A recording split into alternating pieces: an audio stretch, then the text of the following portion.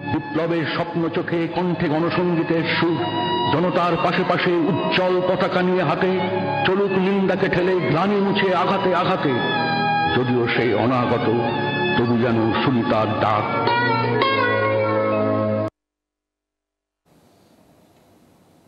নমস্কার, জি 24 ঘন্টায় আপনাদের স্বাগত। আমি শিলাদিত্য। শুরু করছি জনগণ মন।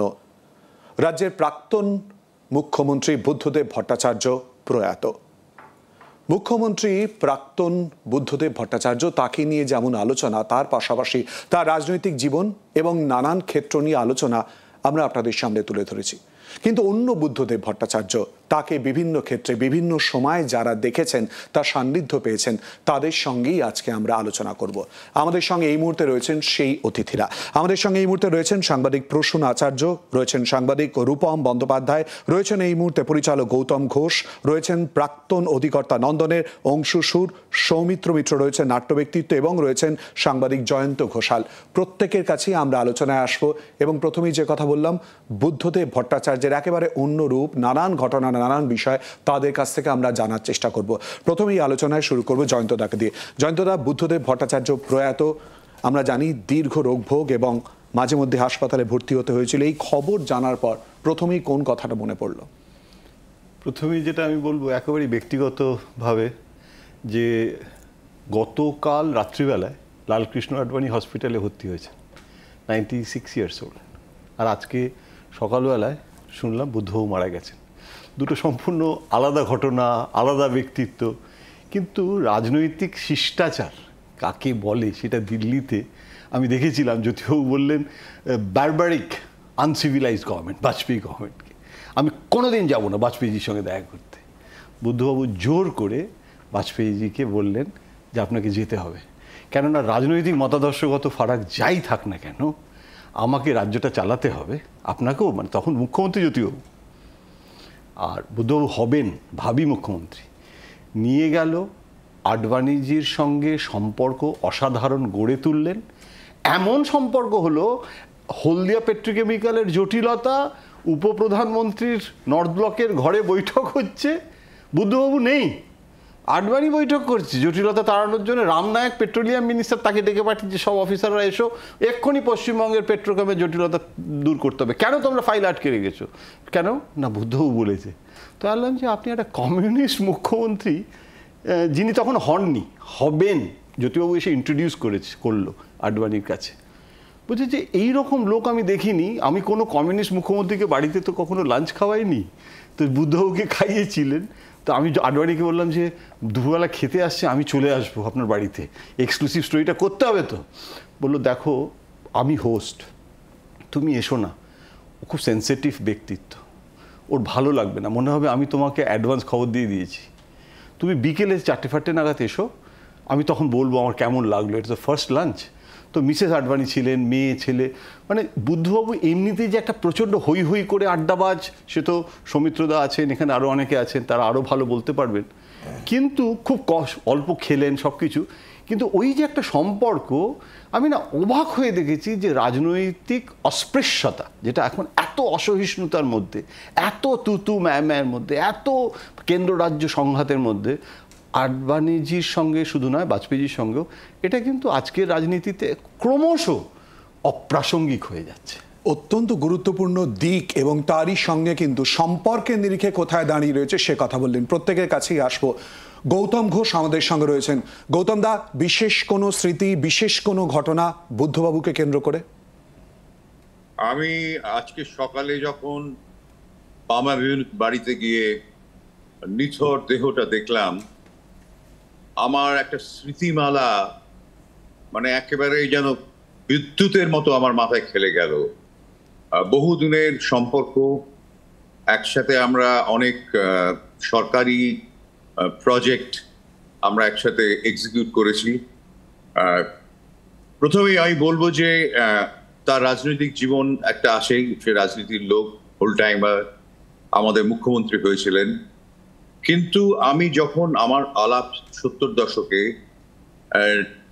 একজন মানুষ, লিটারেরি পার্সন, শিল্প, সাহিত্য, নাটক, সিনেমা এসব নিয়ে প্রচন্ড একটা ভালোবাসা, আবেগ, এবং আমরা দীর্ঘদিন আলোচনা করেছি, তখনও নন্দন হয়নি, এবং নন্দন হওয়ার পেছনে ওর উদ্যোগের কোনো তুলনা নেই।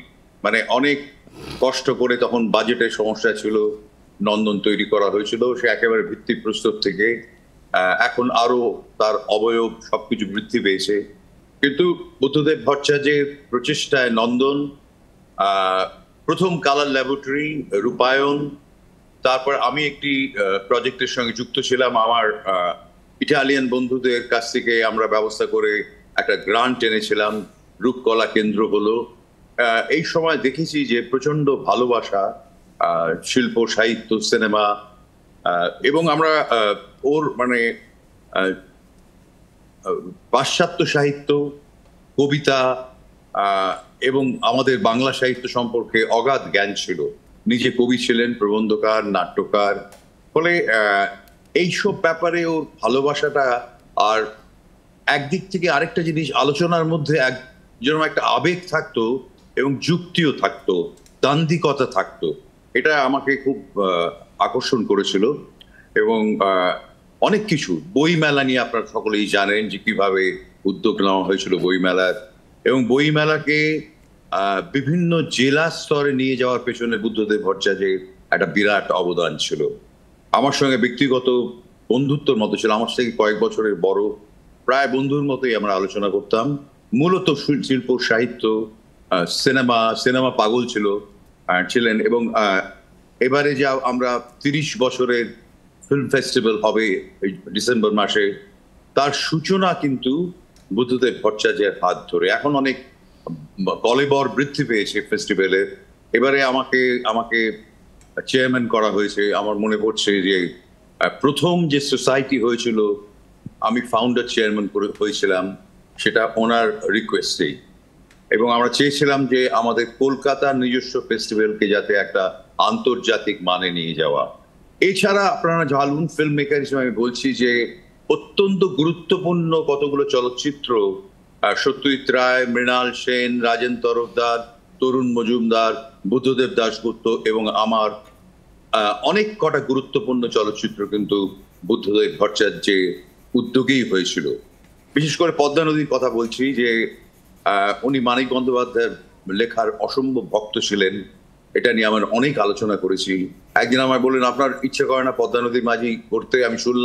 আমি একজনের কাছে শুনলাম আপনি ইচ্ছে প্রকাশ করেছেন যে পদ্মা নদীর মাঝি ছবি করবেন, এবং সেটা এমন ভাবে উদ্যোগ নিয়ে আমাকে প্রায় ইনসিস্ট করে বললো এটা করতে হবে। আমি বললাম, পদ্মা নদীর মাঝি তো পদ্মা ছাড়া হয় না। বলে আপনি জোগাড় করুন, পদ্মা পারে ওপারের কোন প্রয়োজক জোগাড় করুন। আমরা আমার মনে হয় এটাই প্রথম যৌথ প্রযোজনা, অফিসিয়াল যৌথ প্রযোজনা। এবং এই ছবিটা নিয়ে ওর প্রচন্ড আবেগ ছিল ছবিটা, এবং উনি খুব খুশি হয়েছিলেন কারণ ছবিটা অনেক পুরস্কার পেয়েছিল, মানে এবং কমার্শিয়াল খুব ভালো চলেছিল দুই বাংলায়। প্রচন্ড আবেগ ছিল। আবেগের জায়গাগুলো অবশ্যই করে জানবো, বিশেষ করে আপনি সিনেমার প্রীতির কথা যখন বলছেন। অংশুবাবু আমাদের সঙ্গে রয়েছেন। অংশুবাবু, আপনি শুনলেন যে গৌতমদা যে কথাটা বলছেন, অর্থাৎ নন্দন তৈরি হওয়ার পেছনে কিন্তু বুদ্ধবাবুর একটা অবদান রয়েছে, এবং তারই সঙ্গে কিন্তু উনি কিন্তু প্রায়শই যেতেন। সেই গল্পগুলো যদি একটু আপনার কাছ থেকে জানতে পারি অংশুবাবু।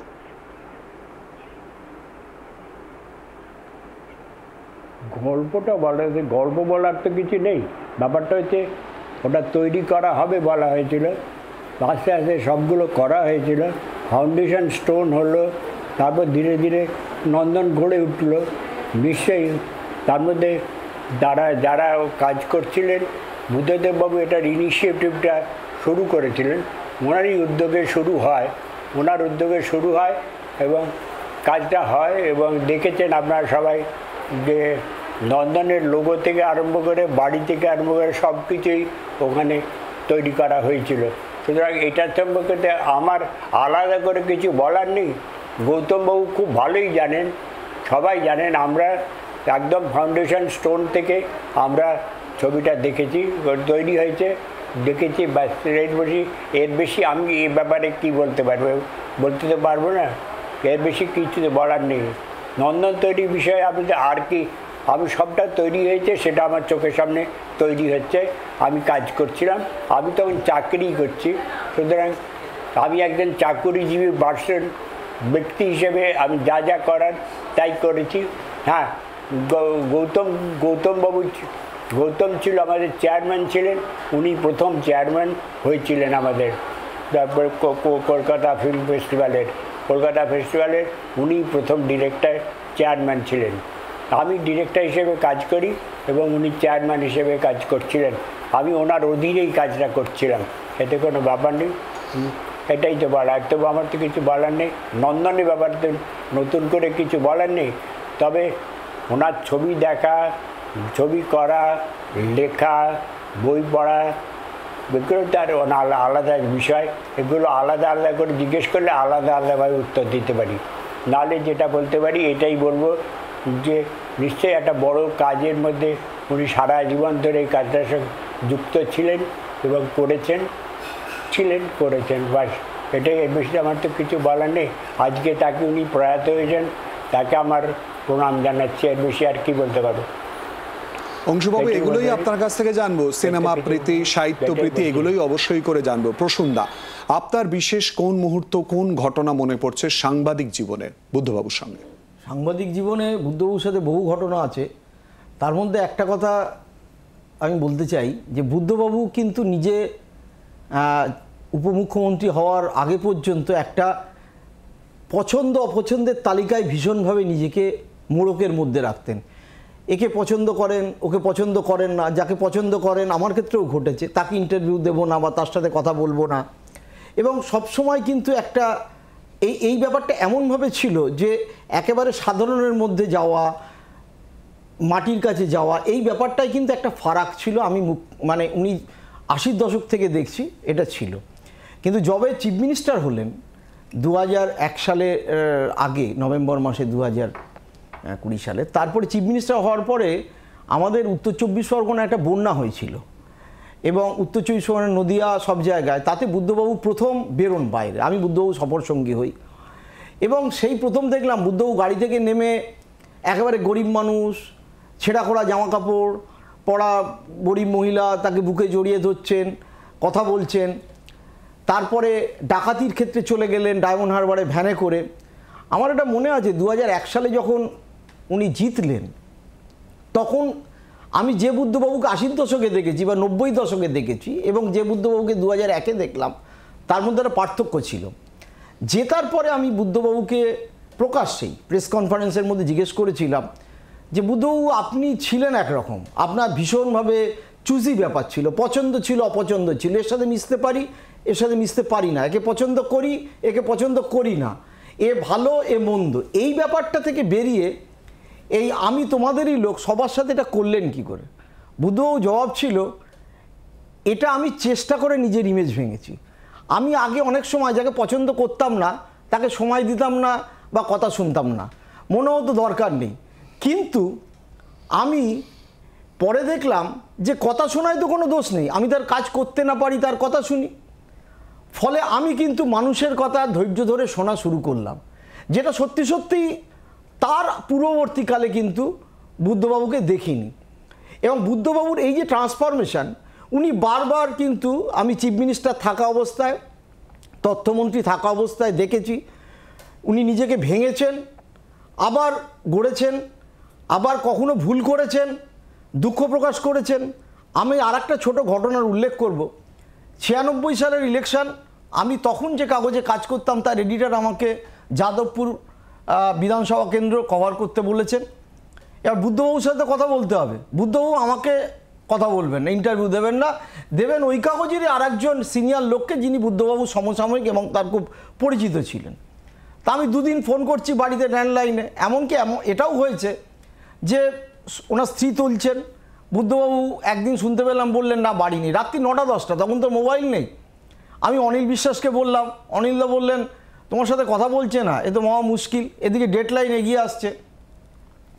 তারপরে সুভাষ চক্রবর্তীরও ইন্টারভিউ ছিল, তার সাথে কথা বললাম, সুভাষদা বললো তোমার তোলেনি, আরে আমাকেও ওরকম বলে। ফাইনালি বুদ্ধবাবুর সাথে কথা না বলেই আমি ইলেকশনে ওটা লিখি, যেটা নিয়ে প্রচুর হইচই হয়। বুদ্ধবাবু অসম্ভব অসন্তুষ্ট হন। আমার সেই প্রাক্তন এডিটর, তিনি একজন খ্যাত সাংবাদিক ছিলেন, তাকে ফোন করেন, তিনি আমাকে যাতা বলেন, ফলে বুদ্ধবাবুর সাথে আমার বাক্যালাপ প্রায় বন্ধ হয়ে যায়। এরপরে আমি মাঝখানে বিহারে চলে যাই, কভার করে ফিরে আসি 2001। উনি তখন চিফ মিনিস্টার হয়েছেন, আমার সাথে নাকি উপমুখ্যমন্ত্রী, উনি 2000 সাল, ওনার সাথে দুম করে আমার দেখা আলিমুদ্দিনের নিচে। প্রথম দিন উনি উঠে গেলেন, আমি একটু মুখ ঘুরিয়ে নিলাম। পরের দিন উনি হঠাৎ দাঁড়িয়ে গেলেন, কি ব্যাপার, কথা বলছেন না? তাই বললাম, আমি আপনার সাথে আমার কথা বন্ধ। বললো কথা বন্ধ মানে? আরে এত কিছু লিখলেন, লালুর খবর। আপনি এটা বললেন? হ্যাঁ, লালুর খবর আমি তো রেগুলার পড়তাম, চলেন ওপরে চলুন, চা খাবেন চলুন। হ্যাঁ, বলো আপনি কথা বলতেন না, আমিও কথা বলতাম না। তারপর ওপরে গেলাম, একসাথে চা খেলাম, বুদ্ধবাবুর সাথে মানবিমানের পালা ভাঙলো। এরকম আরও ঘটনা আছে, শুনবো, অবশ্যই করে শুনবো। একটু সৌমিত্রদার কাছে যাই। সৌমিত্রদা, ঠিক এই প্রসঙ্গটা, অর্থাৎ সাহিত্য জগৎ, নাটক, এই যে প্রীতিটা আমরা যখন শুরুই করলাম, বুদ্ধবাবুর আবৃত্তি করছেন, সেটা দিয়ে শুরুই করলাম আর কি আমাদের অনুষ্ঠানটা, সেই বিশেষ কিছু ঘটনা। সৌমিত্রদা। আমি থিয়েটার করি, কিন্তু আমি তথ্য ও সংস্কৃতি বিভাগে চাকরি করেছি। আমি এতে চাকরি করতাম কেন্দ্রীয় সরকারে, চাকরি ছেড়ে দিয়ে, মানে আকাশবাণীতে চাকরি ছেড়ে দিয়ে এখানে এসেছিলাম। কিন্তু তার আগে আমাদের ছোটোবেলায়, মানে একেবারেই কৈশোরে, তখন আমি যেখানে থাকি আর কি, উত্তর কলকাতায় হরিঘোষ স্ট্রিট অঞ্চলে, ওদের একটা নাটকের সংস্থা ছিল প্রয়াস বলে। বিদ্যুৎ নাগ ছিলেন সেই নাটক দলের নির্দেশক। বিদ্যুৎদা এবং বুদ্ধদেব বাবু, ওরা দুজনে খুব ঘনিষ্ঠ বন্ধু ছিলেন। আর ছিলেন ওদের পাড়া যেখানে থাকতেন রামধন মিত্র লেনে বীরেন্দ্রকৃষ্ণ ভদ্রের আত্মীয় গৌর ভদ্র, এদের নিয়ে নাটকের দল ছিল। তখন সেই নাটকের নাম ছিল বিজয়ের অপেক্ষায়। সেই নাটক ওরা প্রথম করেছিলেন। তারপরে আমি শক্তি চট্টোপাধ্যায়, সুনীল গঙ্গোপাধ্যায়, এরা আমার খুব ঘনিষ্ঠ মানুষ ছিল, তাকে নানা গল্প শুনেছি। যেমন একটা কথা, যে শক্তিদা যখন একাডেমি পুরস্কার পেলেন, তার পরের দিন সকালবেলা শক্তিদার বাড়ির সেদিনকে সন্ধ্যাবেলা ছিল, শক্তিদার ছেলের জন্মদিন ছিল, আমরা কয়েকজন গেছিলাম। পরের দিন সকালে শক্তিদার বাড়িতে একটা কাজে গেছে, দেখি বুদ্ধদেববাবু বসে আছেন, তখন তিনি মন্ত্রী নন। এই প্রসঙ্গে একটা কথা বলি, শক্তিদার বিখ্যাত লেখা হেমন্তের অরণ্যে আমি পোস্টম্যান, এই কবিতাটা কিন্তু বুদ্ধদেববাবু নিজে শক্তিদার কাছ থেকে নেন। অনেক কবিতা মানে চাইছিলেন, তখন কথা বলে একটা লিটল ম্যাগাজিন তারা বার করছিলেন, সেই ম্যাগাজিনের জন্যে শক্তিদা এই কবিতাটা দিয়েছিলেন। এবং শক্তিদার প্রতি প্রবল একটা ভালোবাসা ছিল। যেমন সুনীলদার প্রতি একটা, যখন হয় সিটি অফ জয় হয়, তখন সুনীলদার সঙ্গে মতান্তর হয়েছিল, কিন্তু দূরে ঠেলে দেননি। পরে তার সঙ্গে গভীর বন্ধুতা হয়। তার একটা ঘটনা উল্লেখ করি আমি, যে তখন বুদ্ধদেববাবু ওই 93 সালে মন্ত্রিত্ব ছেড়ে দিয়েছেন, তারপরে ওরা একটা অনুষ্ঠানে শিলিগুড়ি যাচ্ছেন, সেখানে বুদ্ধদেববাবু যাচ্ছেন। আমাকে একজন বললেন ফোন করে যে সুনীলদাকে বলতে হবে, সুনীলদা যদি যান সঙ্গে। বুদ্ধদেববাবু, সুনীলদা মানে সুনীল গঙ্গোপাধ্যায় এবং তার সঙ্গে কলকাতা বিশ্ববিদ্যালয়ের প্রাক্তন উপাচার্য ছিলেন তারা, এবং আরও একজন ছিলেন, তারা ট্রেনে করে গেলেন দার্জিলিং মেলে। তখন উনি ট্রেনে করে যেতেন এবং সেখানে অনুষ্ঠান শেষ করে ট্রেনে করে ফিরলেন। এই যে ট্রেন যাত্রাটা, সুনীলদার সঙ্গে যে কী অদ্ভুত একটা সম্পর্ক তৈরি হলো, বোঝা কথাবার্তা বলা, এবং সেই সম্পর্ক দীর্ঘদিন মানে সুনীলদা থাকাকালীন পর্যন্ত স্থায়ী হয়েছিল। এবং নানা ঘটনার মধ্যে থাকতেন, বইয়ের আদান প্রদান ছিল। এবং উনি তো, বুদ্ধদেববাবু তো লেখাপড়ায় অসম্ভব পড়াশুনো করতেন সারাক্ষণে। মানিক বন্দ্যোপাধ্যায়কে নিয়ে তার কাজ। আমাকে একবার বলেছেন যে একটা অহিংসা উপন্যাস মানিক বন্দ্যোপাধ্যায়ের, এই উপন্যাসটা যদি সিনেমা করা যায়, এবং বললেন সুনীলদাকে দিয়ে এটা চিত্রনাট্য লেখাতে হবে। চিত্রনাট্য লিখেছিলেন, তারপরে কাজটা শুরুও হয়েছিল, কিন্তু পরে সেটা শেষ করা হলো না নানাবিধ কারণে। যিনি পরিচালক ছিলেন তার জন্যে, আমাদের গৌতম ঘোষ বিষয়টি অনেকটাই জানেন। এই নানা ব্যাপারে তার একটা আগ্রহ। যেমন ধরুন, সুবিনয় রায় রবীন্দ্র সদনে গান গাইবেন না বলেছেন, রবীন্দ্রসঙ্গীত, রবীন্দ্র জয়ন্তীতে। আমায় বললেন উনি গাইবেন না কেন, আপনি সকালবেলা বাড়িতে যাবেন, আমি ওর সঙ্গে কথা বলবো, ওকে নিয়ে আসার ব্যবস্থা করবেন। এই যে প্রীতি, ভালোবাসা, এই যে তার দরদ, সাহিত্য শুধু মানে ভীষণভাবে রবীন্দ্রসঙ্গীত শুনতেন। এবং শান্তিনিকেতনে যখন গেছেন বোলপুরে কোনো কাজে, তার 3টে যাওয়ার জায়গা ছিল। ভূদেব চৌধুরী তার মাস্টারমশাই ছিলেন, বাংলার মাস্টারমশাই ছিলেন প্রেসিডেন্সি কলেজে। ভূদেববাবুর বাড়িতে দেখা করবেন, সেখান থেকে পূর্বপুরীতে বুধদেববাবু থাকতেন, সেখান থেকে যাবেন নীলিমা সেনের বাড়ি, সেখান থেকে যাবেন কণিকা বন্দ্যোপাধ্যায়ের বাড়ি। এবং কণিকা বন্দ্যোপাধ্যায়ের তার সঙ্গে তাদের বাড়ির একটা সম্পর্ক ছিল। বুদ্ধদেববাবুর কাকা মনোজ ভট্টাচার্যের সঙ্গে তাদের একটা বন্ধুত্ব ছিল। এবং রবীন্দ্রসঙ্গীতকে তিনি তো মানে এত ভালোবাসতেন, নানাভাবে রবীন্দ্রসঙ্গীত শুনতেন। আমি দু এক করে গান গাইতেও শুনেছি, জোর করে কোনোদিন গাইতে বলা যায় না।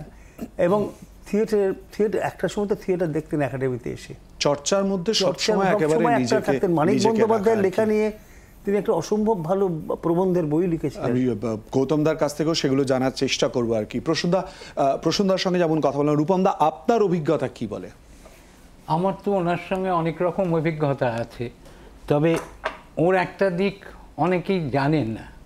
মানে এটা আমি এই কারণে বলি যে এইটা নিয়ে আমার সঙ্গে ওর অনেকবার আলোচনা হয়েছে। উনি বলতেন যে আমি ক্ষমতায় থাকতে চাই না, আমার কয়েকটা কাজ আছে সামনে, 3টে কাজের কথা বলেছিলেন। এই 3টে কাজ কমপ্লিট করে আমি চলে যাব। প্রথম কাজটাই ছিল যে রুরাল ইন্ডাস্ট্রিকে কি করে বাড়ানো যায়। 39টা কোল্ড স্টোরেজ মানে মাল্টিপারপাস কোল্ড স্টোরেজ করবার জন্য করেছিলেন। ওনার হিসেবে ছিল যে কয়েক লক্ষ টন প্রতি বছর পশ্চিমবঙ্গে সবজি নষ্ট হয়, সেগুলোকে যদি বাঁচানো যায়, সেভ করা যায়, চাষিদের লাভ, মানুষের লাভ। দ্বিতীয় ছিল, আপনারা জানেন যে ওই আম এবং ওই পতাকা বিড়ির যে মালিক, উনি একটা করেছিলেন ইটালি থেকে মেশিন নিয়ে, সেই মেশিনটার দাম ছিল 7 কোটি টাকা। ওইটা দিয়ে আম আর লিচুকে প্রসেস করে ভাইরাস ফ্রি করে একদম এক্সপোর্ট করে দেওয়া, প্যাকেজিং করে এক্সপোর্ট করা। উনি চেয়েছিলেন প্রতি ডিস্ট্রিক্টে ওই রকম, যার জন্য উনি নিয়েছিলেন যে প্রতি জেলায় একটা অর্চার্ড তৈরি হোক। মুশকিলটা হলো কখন ওনার এই প্রবলেমগুলো মাথায় খেলতে আরম্ভ করলো, মুখ্যমন্ত্রী হওয়ার পর প্রথম 5 বছরের শেষের দিক থেকে এটা শুরু হলো যে উনি দেখলেন এই প্রবলেমটা হয়ে যাচ্ছে। কারণ অলরেডি তখন যে ল্যান্ড রিফর্মসের সুফল ছিল সেগুলো আস্তে আস্তে কমতে শুরু করেছে। অর্থাৎ একটা সেকেন্ডারি রিফর্মস দরকার ওখানে, তা না হলে যেটা শুরু হয়েছিল যে লোকে একটু শিক্ষিত হয়ে আর জমিতে কাজ করতে চাইলো না, পড়াশোনা করে জমিতে কাজ করতে চাইলো না, এরা বাইরের মুখী হলো প্রথম। এইটা একটা বড় প্রবলেম হয়েছিল। এর সঙ্গে এইটার সঙ্গে আরও 2টো ব্যাপার ছিল, অর্থাৎ এগ্রিকালচারাল ইনফ্রাস্ট্রাকচারকে জোর করো, তাতে গ্রামের মানুষের মিলবে, এক্সপোর্ট করো। এই এক্সপোর্টটা তো আনাজেও হতে পারতো, হয়েওছে এক্সপোর্ট, আনাজ ওর আমলেই হয়েছে, বেশি করে শাকসবজি এক্সপোর্ট করা হয়েছে পশ্চিমবঙ্গ থেকে। এরপরে যেটা বলেছিলেন যে একটা ইন্ডাস্ট্রি দরকার। গাড়িটাকে কেন চুজ করেছিলেন? যে তখন অবধি অটোমোবাইল ইন্ডাস্ট্রিতে ম্যাক্সিমাম ম্যান পাওয়ার দরকার হয়, ওই জন্য উনি টাটাকে বলবেন। সিঙ্গুর কেন? টাটা জায়গা দেখে সিঙ্গুরটাকে পছন্দ করেছিল। এবং টাটাকে মনে রাখবেন, অন্য দেশে নর্থ ইস্টার্ন স্টেটে করবার জন্য যে বেনিফিট দেয়া যায়, পার্টিকুলারলি কিছুই দিতে হবে না টাটাকে, সমস্তটাই করে দেবে গভর্নমেন্টের থেকে।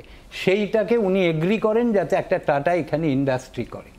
আর চিন্তা ছিল ওনার হলদিয়া এবং ওই মেদিনীপুরে দীঘার ওই অঞ্চলটা, হলদিয়া অঞ্চলে, ওখানে পেট্রো হাব একটা বড় তৈরি করা, যাতে করে আপনারা জানেন যে সব থেকে বিপর্যস্ত যে জায়গা এখন পশ্চিমবঙ্গে, সেটা কিন্তু দীঘা থেকে শুরু হয়ে ক্রমশ কাঁথি এদিকে চলে আসছে, হলদিয়ার দিকে।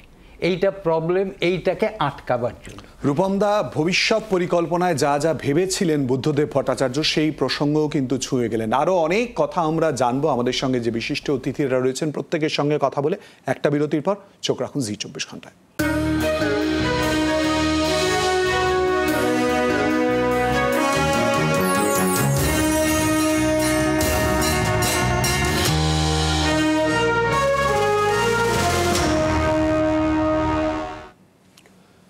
জনগণমনতে আজ যে বিষয় নিয়ে আমরা আলোচনা করছি, অচেনা বুদ্ধদেব ভট্টাচার্য, এই নিয়েই আমরা বিশিষ্টদের সঙ্গে কথা বলছি।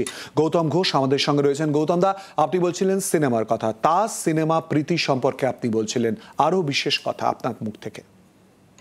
আসলে শুধু সিনেমা নয়, সাহিত্য পাগল ছিলেন উনি।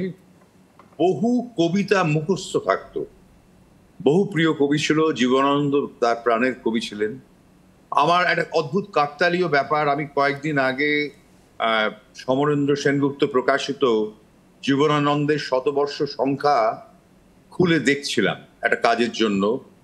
পড়তে পড়তে বুদ্ধদেবের একটা অসাধারণ প্রবন্ধ। এই প্রবন্ধের মধ্যে যুক্তি দিয়ে আলোচনা, আবেগ সব মিলিয়ে মানে জীবনানন্দকে মূল্যায়ন করা বা বোঝা, নতুন করে খোঁজা, তার একটা দিক খুঁজে পাওয়া যায়। পারলে আপনারা প্রবন্ধটা পড়বেন, অন্যতম শ্রেষ্ঠ প্রবন্ধ ওই সংখ্যার। আর মানে ভীষণ সাহিত্যের ব্যাপারে এমন একটা আবেগ ছিল। আমার মনে আছে যখন মার্কুইস পড়লেন, আমরা তখন সকলেই পড়েছি, অনেকেই, সে মানে এমন উত্তেজনা যে এর থেকে বড় সাহিত্য লেখা হয়নি, মানে খুব আবেগপ্রবণ ছিলেন। গৌতম মার্কুইস পড়েছেন? আমি বললাম পড়েছি। আলোচনা করা যাক কেন এটা, মানে আমরা কেন বলবো এটাকে যে একটা অন্য ধরনের ম্যাজিক রিয়েলিজম, কেন বলবো, এর আগে কি হয়নি, এই নিয়ে অনেক আলোচনা। আর আমার সঙ্গে নানান বিষয়ে তর্ক বিতর্ক তো হয়েছে, কারণ তর্ক বিতর্ক করার মানুষ ছিলেন। দুটো ব্যাপারে আমার মনে আছে আমি যেটা বলেছিলাম যে আপনার মতো মানুষ, আপনি স্বরাষ্ট্র দপ্তর কেন নিচ্ছেন? তখন একটু মিচকে হাসেন। এবার কেন, আপনি পারবেন পুলিশকে হ্যান্ডেল করতে? পুলিশ, আদালত, স্বরাষ্ট্র দপ্তরের কাজ তো অনেক। একটু হেসে বলুন, কি আর করা যাবে, দায়িত্ব পড়েছে। একটা ব্যাপারে বলেছিলাম আমি, সিঙ্গুরের ব্যাপারে। আমার মনে হয় যে আমি প্রচুর ঘুরে বেড়াতাম, তাই বললাম যে আপনি কি জানেন সিঙ্গুর একটা অসম্ভব উর্বর 3 ফসলা জমির একটা জায়গা, প্রচন্ড উর্বর জায়গায়, হুগলির ওই অংশ। তা বললো যে, আমি বললাম যে আপনার অফিসাররা কি ঠিক মতো সার্ভে করেছে? তারপরে হ্যাঁ নিশ্চয় করেছে। আমার মনে হয়েছিল যে কোথাও একটা গন্ডগোল আছে বলে ওর আমি দৃষ্টি আকর্ষণ করেছিলাম। যাই হোক, মূলত আমরা বহুদিন ধরে সিনেমা, থিয়েটার, নাটক, উনি নিজে থিয়েটার করেছিলেন একটা দারুণ ক্রাইসিসে, গভর্নমেন্ট ছেড়ে দেওয়ার পর। আমার মনে আছে খুব সময় দুঃসময়, হ্যাঁ, রবীন্দ্র সদনের শো হলো, তখন অসম্ভব আবেগে থরথর করছে, মানে ঠিক করেছি কি ভুল করেছি জানি না। তো সব মিলিয়ে একটা মানে কি বলবো, সংবেদনশীল মানুষ, লেখাপড়া করা মানুষ, এবং প্রচন্ড ভালোবাসা ছিল এই আমাদের এই শিল্প সুসময় ভরা ছিল ওর মন। ফলে আমি জানি না ওর পক্ষে অনেক কিছু হ্যান্ডেল করা সম্ভব হয়েছিল কিনা, হয়তো করেছিলেন, অনেক কাজ করে গেছেন। আর যেটা বললাম যে আমাদের যে কটা প্রজেক্ট, সেগুলোকে কিন্তু উনি খুব মন দিয়ে মনিটর করেছিলেন। গৌতম দা, একটুখানি আটকাতে হচ্ছে, আপনার এই প্রসঙ্গ নিয়ে অংশুবাবুর কাছে আমরা যাব। অংশুবাবু, এটাই আমার প্রশ্ন মূলত ছিল। মুখ্যমন্ত্রী, প্রাক্তন মুখ্যমন্ত্রী বুদ্ধদেব ভট্টাচার্য, এবং তারই সঙ্গে যখন তিনি মুখ্যমন্ত্রী ছিলেন সেই সময় তার আরও একটা পরিচয়, সংস্কৃতি প্রেমী বুদ্ধদেব ভট্টাচার্য। সেই পরিচয়ের কোন কোন দিক আপনি দেখেছিলেন, সচক্ষ করেছিলেন, সেটা যদি একটু বলেন।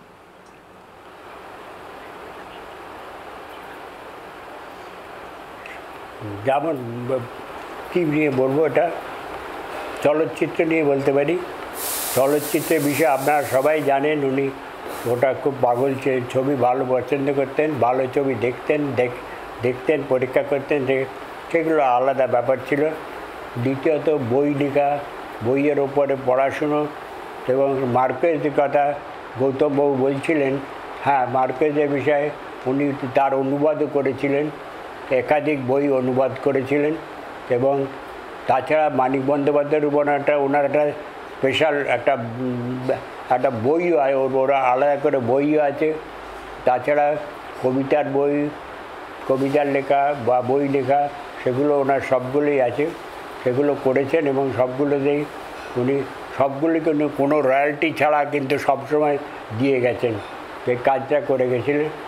আর সিনেমা করা, সেটা তো ওনার বিষয়টা, সিনেমার মধ্যেই উনি সত্যি ডুবে থাকতে ভালোবাসতেন।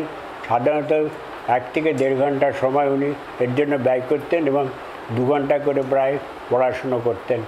এটা পড়াশুনো এবং এটা দুটোই করতেন।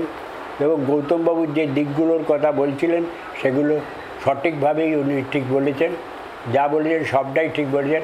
আমি তো একজন সরকারি কর্মচারী, আমি সরকারি কর্মচারী হিসেবে আমার নিজেকে যা দেখার দেখেছি, সেটা আমি সম্পূর্ণ যেটুকু দেখার সেটা একজন সরকারি অফিসার হিসেবে যা দেখার সেটুকুই আমি দেখতে পারি, সেটুকুই আমি বলতে পারি। আমি একজন বোদ্ধা হিসেবে কিছু বলার মতো আমি কিছু বলতে পারি না। তবে এইটুকু বলতে পারি, ওনার ফিল্ম ইন্টেলেক্ট এবং তার সাহিত্য নির্ভরশীলতা, সাহিত্য বোদ্ধা, যেটা এই দুটো বিষয়ে ওনাকে আলাদা আলাদা করে ভাবতে হবে, চিন্তা করতে হবে। আজকে না হলে আজ থেকে 10 বছর, 20 বছর, 30 বছর হলে এক সময় ভাবতে হবে, সবাইকে আলাদা করে ভাবতে হবে। এবং একমাত্র একজন লেখক যার এত বই লিখেছেন কিন্তু কখনো কারো কাছ থেকে কোনো রয়্যালটি নিয়েছেন, এটা কখনো শোনা যায় না। উনি এইরকমই একটা অন্য মানুষ। ওনার সততা, যে কোনো লোকের যে কোনো প্রশ্ন করলেই আমি এই প্রশ্নের উত্তরে বলবো যে প্রত্যেকের সততা আমার একটা শিক্ষণীয় বিষয়, যে কোনো মানুষের কাছে একজন শিক্ষণীয় বিষয়। অর্থাৎ অন্য রূপে বুদ্ধদেব ভট্টাচার্য, ঠিক এই প্রসঙ্গে যেমন আমরা ছিলাম। জয়ন্তদা, এবারে যেটা আপনার কাছ থেকে জানতে চাইবো, পেশাগত কারণে বুদ্ধদেব ভট্টাচার্যের কাছাকাছি যেতে হয়েছে, তার মধ্যে বিশেষ কোনো ঘটনা, বিশেষ কোনো মুহূর্ত যেটা তৈরি হয়েছে যে উনি বলে দিয়েছেন যে সেখান থেকেই তৈরি হলো খবর? শিলাদিত্য, অচেনা বুদ্ধ, এটাই তো আলোচনার বিষয়। একজন বিশিষ্ট রাজনৈতিক নেতা, কেন বিশিষ্ট মানুষ, তার অনেক জনপ্রিয়তা হলে তার পরিচিতির গণ্ডিও বড় হয় এবং অনেক রকমের মানুষের অনেক রকমের অভিজ্ঞতা থাকে। তার মধ্যে পেশাগত সূত্রে যে সম্পর্কটা গড়ে উঠেছে, আমি তো দাবি করছি না যে আমার সাথে একটা বিশাল দারুণ ব্যক্তিগত সম্পর্ক, কিন্তু যে ইন্টারাকশনের সুযোগটা সাংবাদিক হিসেবে যে ঘনিষ্ঠতাটা অর্জন করেছিলাম, তাতে দ্রুত 3টে ঘটনা বলছি। মনমোহন সিং দেশের প্রধানমন্ত্রী, নারায়ণন ন্যাশনাল সিকিউরিটি অ্যাডভাইজার, চীনের যে দূতাবাস তার অ্যাম্বাসাডার নৈশভোজে আমন্ত্রণ করেছেন বুদ্ধদেব ভট্টাচার্য মুখ্যমন্ত্রীকে। Prakash Karat, general secretary of the party, তিনি বুদ্ধবাবুকে বললেন এটা যেতে হবে। একটা ইনভিটেশন কার্ডও বানানো হয়েছিল একদম চীনে দূতাবাসের এমব্লেম এবং বুদ্ধবাবুর নামে। তো বুদ্ধবাবু জানেন না কেন ডাকা হয়েছে। প্রকাশ কারাট বলেছেন যেতে হবে, general secretary of the party.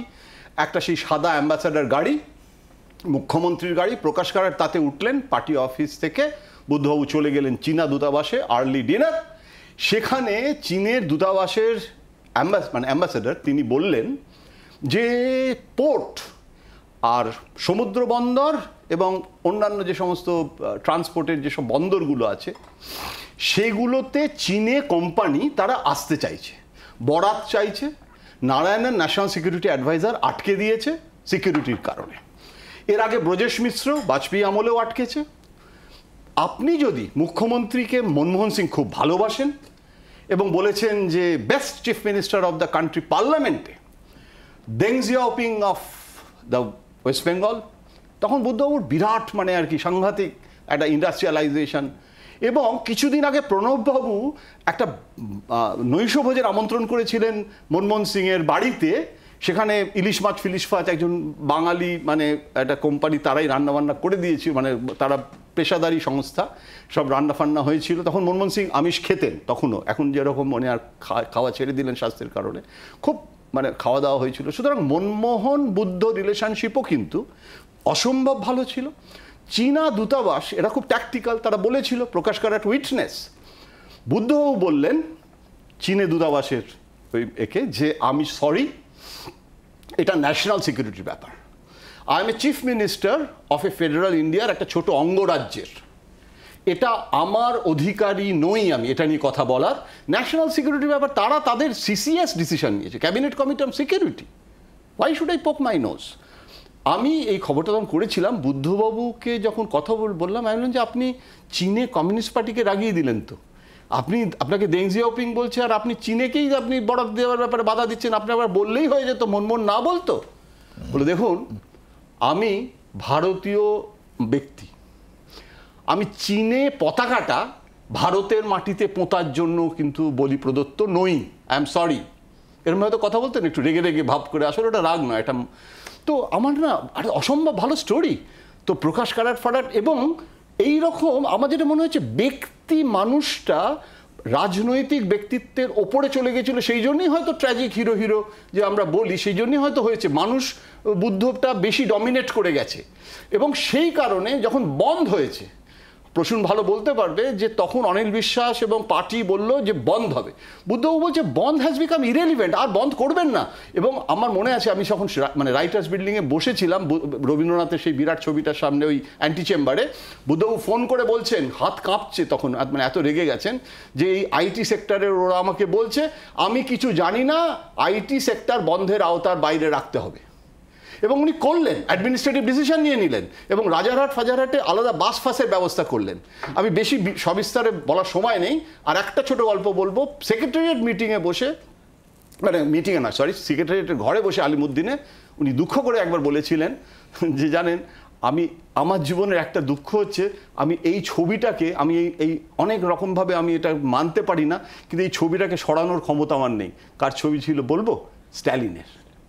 তো এই যে ব্যক্তি বুদ্ধকে তখন অনেক কিছু লিখতে পারিনি, আজকে কিন্তু এটা মানে রেট্রোস্পেক্টে আমার মনে হয় যে এই ব্যক্তি বুদ্ধের যে একটা প্লুরালিস্টিক উদার মানুষ হওয়াটা, এটা বোধহয় কমিউনিস্ট পার্টিতে এখনও এটা নিয়ে চর্চা হওয়া উচিত, যে আমরা কমিউনিস্ট পার্টির হেজেমনি থেকে একটা মানবতাবাদী ব্যক্তিকে বোধহয় আবিষ্কার করাটা রাজ্যের জন্য, দেশের জন্য আজকে বেশি প্রয়োজন। প্রসূনদা, আমার মনে পড়ছে বুদ্ধবাবু 93 সালে পদত্যাগ করলেন, পদত্যাগ পত্র দিয়ে চলে গেছেন। তার দিন দুয়েক বাদে হবে প্রশান্ত ব্যানার্জি, ওনার আত্মসহায়ক ছিলেন, আমাকে বললেন, আরে বুদ্ধবাবু আপনাকে খুঁজছে। কোথায়?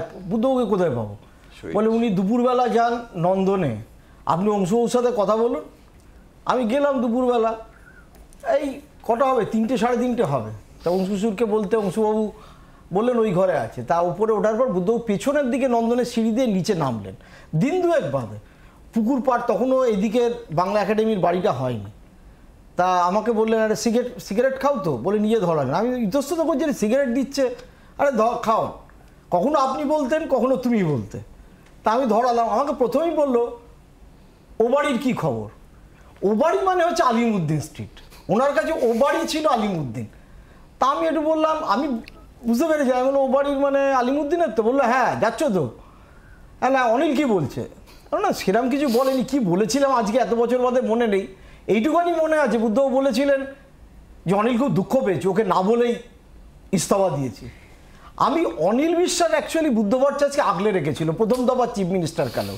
এবং এই অনিল বিশ্বাস যেদিন মারা গেলেন 2006 সালের বোধহয় 25শে মার্চ, হাউ হাউ করে আমি বুদ্ধবাবুকে সেক্রেটারি রুমে কাঁদতে দেখেছি, পাশে বসে গৌতম দেব সান্ত্বনা দিচ্ছেন। এবং এই অনিল বিশ্বাস বুদ্ধ ভট্টাচার্য আর একটা গল্প না বলে আমি পাচ্ছি না, তখন আমাদের প্রায় সকলের বাড়িতে কালার টেলিভিশন এসে গেছে। তা একদিন দেখি বুদ্ধবাবু একটুখানি কী একটা হট টক করছেন অনিলদার কাছে। আমি রোজই বিকেলবেলা যেতাম আলিমুদ্দিনে। বলে কী হয়েছে বলুন তো? বলে আর বলো না, ওর বাড়িতে বুদ্ধবাবুর মেয়ে সুচেতনা এবং অনিল বিশ্বাসের মেয়ে অজন্তা বন্ধু ছিল। তো ওদের বাড়ি, বুদ্ধর বাড়িতে জানো সেই বাক্স ঘেরা এখনও ব্ল্যাক অ্যান্ড হোয়াইট টিভি। এইটা জানতে পেরে আমি একটা কালার টিভি পৌঁছে দিয়ে এসেছি। বুদ্ধ এসে আমার ও চেঁচামেচি করছে, কালার টিভি পৌঁছানোর কী দরকার, ব্ল্যাক অ্যান্ড হোয়াইটে তো দিব্যি দেখা যায়। তা আমি বলেছি ওটা তোমায় তো দিইনি, তোমার মেয়েকে গিফট করেছি। ওদের দুজনের মধ্যে এমন একটা সম্পর্ক ছিল। এবং এই আইটি ইন্ডাস্ট্রির ব্যাপারে জয়ন্তদা বললেন একটু আগে, আমার মনে আছে যে আমি বিকেলবেলা ওইটা নিয়ে অনেক স্টোরি ছিল, আমি যে আগের কাগজে কাজ করতাম, তার এডিটর আমাকে বলেছিলেন অনিলের কী মত, কালী ঘোষের কী মত, এগুলো করতে হবে। তখন শ্যামল দাও সিটু দেখেন। তা আমি অনিলদা করে বসে আছি। অনিলদা তখন প্র্যাকটিক্যালি শ্রমিক ভবনে ফোন করে বললেন, দেখো কালকে কিন্তু আইটি সেক্টর খুলে রাখতে হবে, বুদ্ধ বলেছে। অনিল বিশ্বাস যদি এইভাবে সবসময় বুদ্ধবাবুকে না আগলে রাখতেন, তাহলে বুদ্ধ ভট্টাচার্য কিন্তু আজকে যে বুদ্ধ ভট্টাচার্যের কথা আমরা বলছি হয়তো হতো না। আমার মনে হয় যে 2006 সালের পরে যে একটা আমলা, যে স্থাবক এবং কিছু ডুবিয়াস ইন্ডাস্ট্রিয়ালিস্টরা বুদ্ধবাবুকে ঘিরে ধরলো, এবং যে আমলারা প্রতিবার ভুল ফিডব্যাক দিয়ে, নন্দীগ্রামের ঘটনার আমি তার সাক্ষী, যেদিন গুলি চলছে সেদিন সকালবেলা ওখানকার এতিমখানার লোক আমায় ফোন করেছে, আমি 11টার মধ্যে গেছি অ্যাসেম্বলিতে, হালিমের ঘরে ঢুকতাম, হালিমের ঘরে তখন নিরুপম সেন, আমি বললাম এরকম গুলি চলছে, বুদ্ধবাবুকে ডাকলেন। আমার এখনও মনে আছে, আমি, হালিম সাহেব, নিরুপম সেন, বুদ্ধ ভট্টাচার্য, বুদ্ধবাবুকে বললেন এরকম গুলি চলছে, প্রসূন বলছে ওখানে লোক মারা গেছে। বুদ্ধবাবু কাকে ফোন করলেন, বোধহয় ডিজি কি হোম সেক্রেটারি হবে, বললো সেরকম কিছু না, কন্ট্রোল হয়ে যাবে। এই আমলাতন্ত্র, কিছু ডুবিয়াস আপনার শিল্পপতি এবং এরা মিলে যে বুদ্ধবাবুকে 2006 থেকে 2008 এমন একটা জায়গায় ঠেলে দিল যেটা অনিল বিশ্বাস থাকলে হয়তো হতো না। জন্মদিন তার জন্মদিন একদিনের জন্ম, 1 মার্চ 1944 সালে একদিনের জন্ম। তো আমার মনে হয় এইটা কিন্তু একটা বিরাট লস। বুদ্ধবাবু পরবর্তীকালে যেটা হয়েছিলেন ব্র্যান্ড বুদ্ধ 2006 করার পরে, এবং সেটাও বুদ্ধবাবু ব্র্যান্ড বুদ্ধবাবুকে বাধা দেওয়ার কেউ ছিল না, বুদ্ধবাবুকে বোঝানোর কেউ ছিল না, তখন জ্যোতিবাবুও আসতেন না আলিমুদ্দিন স্ট্রিটে। ফলে যে স্তাবকুল এবং যে আমলাকুল, যে আমলারা ঘিরে ধরেছিল তাদের আজকে অনেকেই দেখি মানে এখন যিনি চিফ মিনিস্টার তাদেরকেও আবার একইভাবে জ্ঞান দিচ্ছে। তো এরা অ্যাকচুয়ালি ডোবায়, আমার সবসময় মনে হয়েছে অনেকগুলো ঘটনা এবং তারই সঙ্গে কিন্তু স্মৃতি এবং বিশেষ বিশেষ মুহূর্ত মনে আসছে। নিশ্চয়ই আমার বাধা দিতে নিজেরও খারাপ লাগছে, কিন্তু কিছু করার নেই। আমরা আবারও এই আলোচনায় ফেরত আসবো একটা বিরতির পর। জনগণমনতে সঙ্গে থাকুন।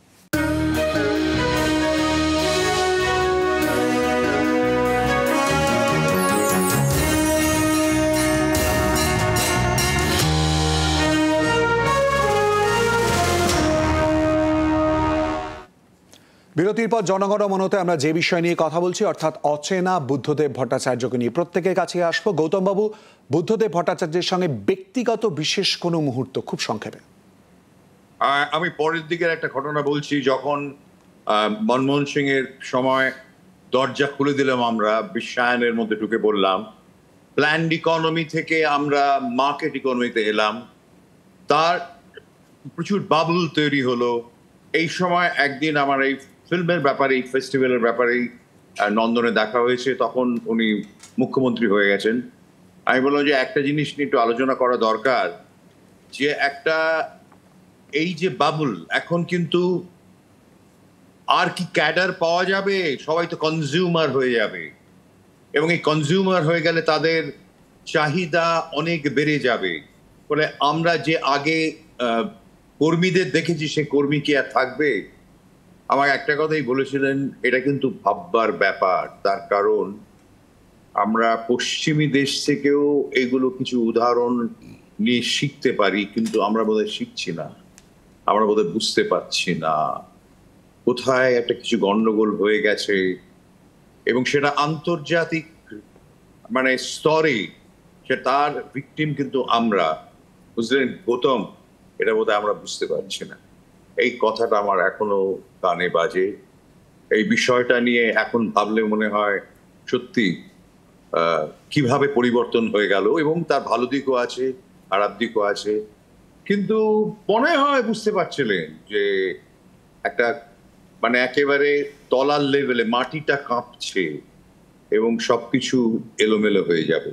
অংশুবাবু, খুব সংক্ষেপে আপনার ব্যক্তিগত অনুভূতি, খুব সংক্ষেপে। আমার কি সংক্রান্ত বিষয়ে? ব্যক্তিগত অনুভূতি, ব্যক্তিগত কোনো কথা, ব্যক্তিগত কোনো ঘটনা। ব্যক্তিগত ঘটনা কিছু আমার নেই, নাতে ব্যক্তিগতভাবে কিছু বলারও নেই, আমি ব্যক্তিগতভাবে কিছু বলতেও চাইছি না। আমাকে মাপ দেবেন, আমি ব্যক্তিগতভাবে কিছু বলতে পারবো না। আচ্ছা, ব্যক্তিগত বিষয়ে আমি কিছু বলতে চাইছি না। আচ্ছা, কোনো ব্যক্তিগত বিষয়ে আমি কথা বলতে চাইছিও না। আমার সঙ্গে তো দুটো, আমার সঙ্গে ওনার আরও একটা অল্টারকেশন থেকে, আর সেটা ছিল দার্জিলিং নিয়ে। আমি দার্জিলিংয়ের আগে আমি নর্থ ইস্টে কিছুদিন পোস্টেড ছিলাম, তো নর্থ ইস্ট থেকে ফিরে এসেই দার্জিলিং মুভমেন্ট। তখন আমি 15 দিন দার্জিলিংয়ে থাকি, আর মানে 15 দিন কলকাতায় থাকি, 2 মাস দার্জিলিংয়ে থাকি।